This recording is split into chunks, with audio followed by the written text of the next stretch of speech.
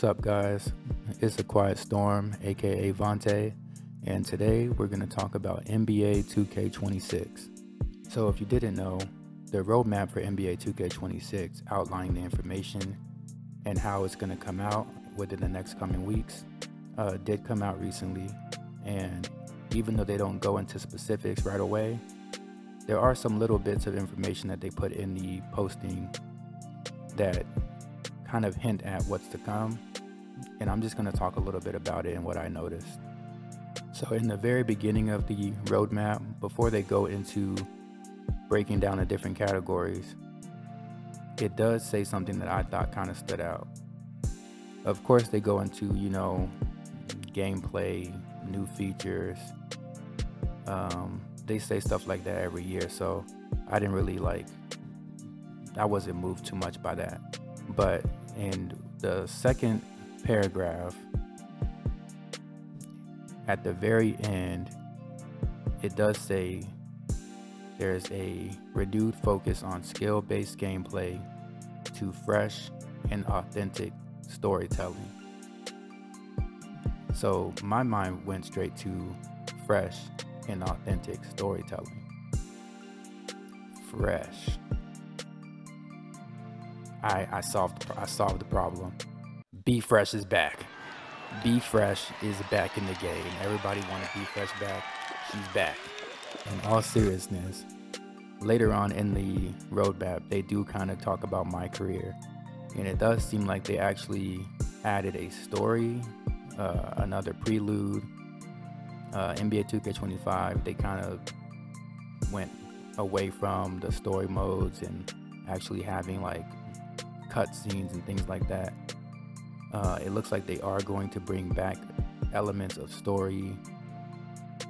There is going to be a draft, so it seems like they are trying to bring something new, and from what I can tell, it does seem like it's more basketball focused instead of the side quests that we had to deal with in NBA 2K24, or was it 2K23? I believe it was 23.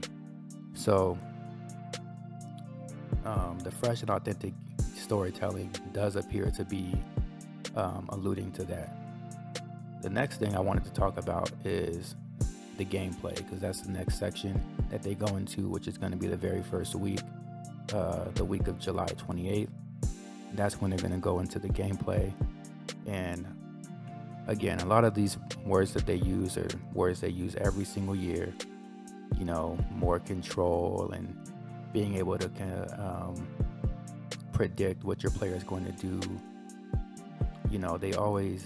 They add 2 billion animations every year. So that stuff I'm not really even moved by. I wasn't really I didn't really have any opinion.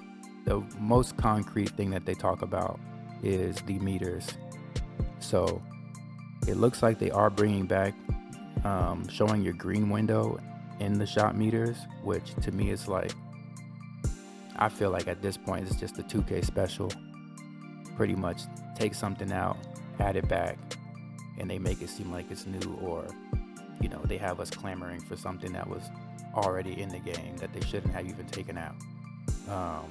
But it did work in NBA 2K24. I did like it, so adding it back is something that I do feel glad that they are doing. So the green windows being back on the meters is back in the game.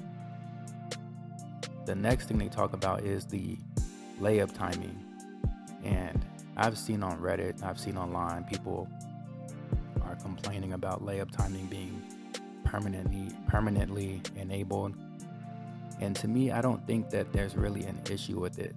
I'm one of the people who actually uses layup timing default, and I understand that there is a casual fan base that feels like it's going to end up being too hard. But in NBA 2K23 or 24, when we did have the green window in there, I guess it was 24, on open layups, or even if you do a Euro step or a hop step and you end up avoiding the defense, the green window was so humongous, it's like you could not miss.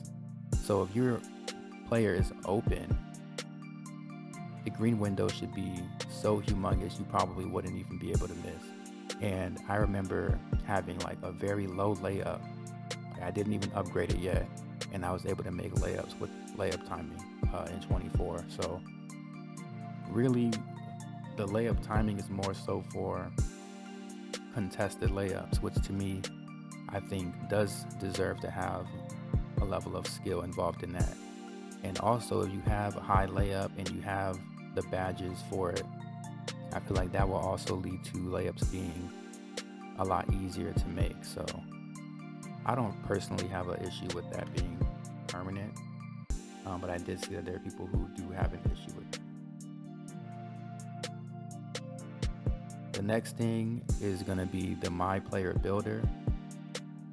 Honestly, I think the My Player Builder in the last few years has low-key been my favorite part of the game in the My Career experience. Just making new builds and, tweaking things. And even this year with Cap Breakers, being able to build a new build around the Cap Breakers,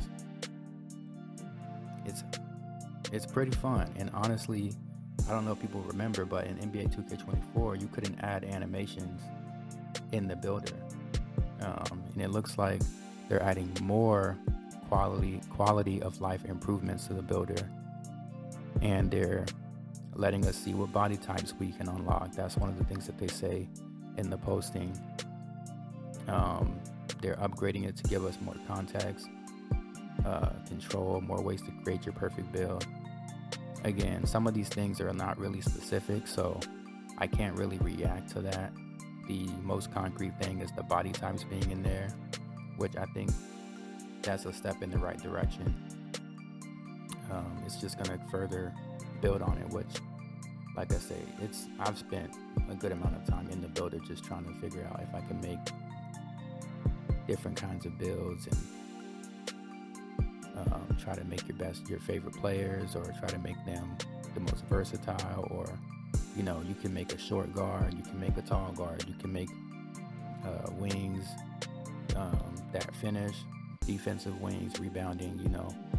There's so many different ways you can make a build, and I think that's pretty fun. So it sounds to me like it's going to be more of the same, with just a little bit more added to it. The next thing that they say underneath the builder is talking about My Player Build diversity. Every year I feel like they change how diverse a build can be. So some years I feel like you can be more versatile and be good in a lot more areas. Like I believe NBA 2K21 is that was the year where you could make an all-around 6-7 build that literally did everything. Some years I feel like it's more specialized to where you kind of are limited and you have to pretty much make a build that's more specialized in one area or another. Saying that they're making it My Player Build diversity, to me kind of sounds like we're going more towards specialized builds again, which I don't necessarily have a problem with, but we'll see when it comes out.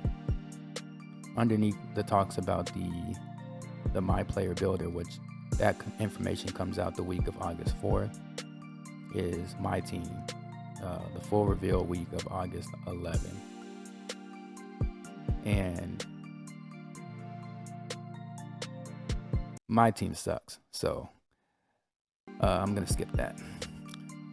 My Career. So the next section is the My Career full reveal, which comes out the week of August 18th.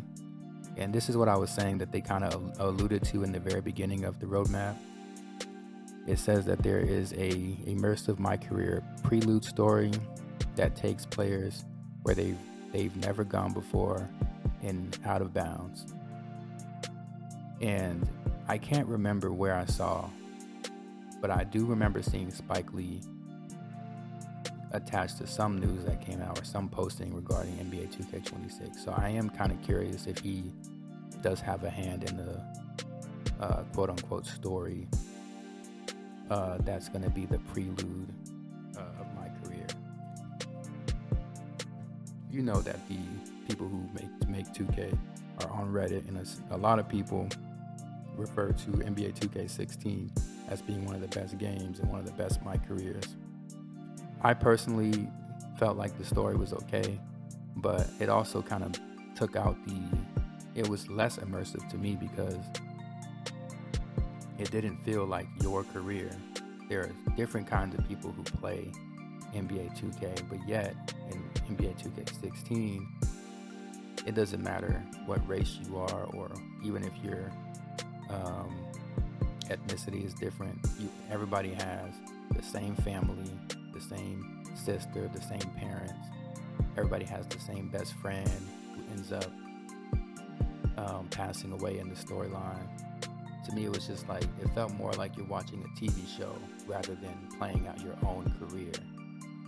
So we'll see how this goes. If he is involved in it, it may be a less specific, like NBA 2K16 was.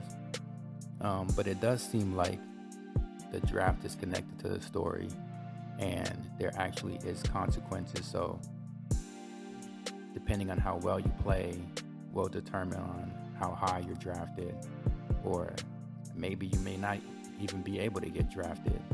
So bringing back the draft and actually having to compete for your spot, it does seem like it is an option and you don't have to pick that. But even just having the option, to me, I think is a good thing that they're adding. So we'll see when the information comes out. But so far, I think that sounds pretty good to me. So the next thing is my NBA. I'm not too big into my NBA or my eras. I've kind of started files and then I pretty much play a couple games and I stop playing it. So I don't really have too much to say about it. And it doesn't even seem like this roadmap really says anything about it either. And then the last thing that they talk about is the city. The full reveal is the week of August 25th, which if you pre-ordered the game, you get to play the game, I believe, on August 29th. So basically like 4 days, we'll see what the city looks like. And honestly, I'm one of the people who don't really care for the city. I feel like if we could go back to just accessing everything in menus, I wouldn't complain. And it would give 2K more room to focus on the things that actually matter. But it does seem like, based on the posting, the city is still relatively small and you can get to where you need to get to relatively quickly. So even though I don't particularly like the city, we all know it's not going away. To me, I think at least keep it decent sized, and it looks like they're making it over to where everything is more natural and grounded and more realistic. So they're gonna basically make it a lot less Fortnite-y, and I'm for it. I am for that. So we'll see what it looks like. I'm honestly not too excited. Anything regarding the city doesn't necessarily excite me, but I am interested to see how much different it will be. And pretty much every year they do add something that makes me feel like it's going to be a good, very good improvement over the last game. But that's all I have for now. I am going to react to the information as it drops. But tell me what you think about the information that we've gotten so far. Are you excited at all? Do you think you're going to be pre-ordering, or do you think you're going to be buying the game when it comes out? Or do you see yourself buying it near the holidays? How do you feel about where 2K is now? And what do you think they can improve upon? And what are you hoping to see them add?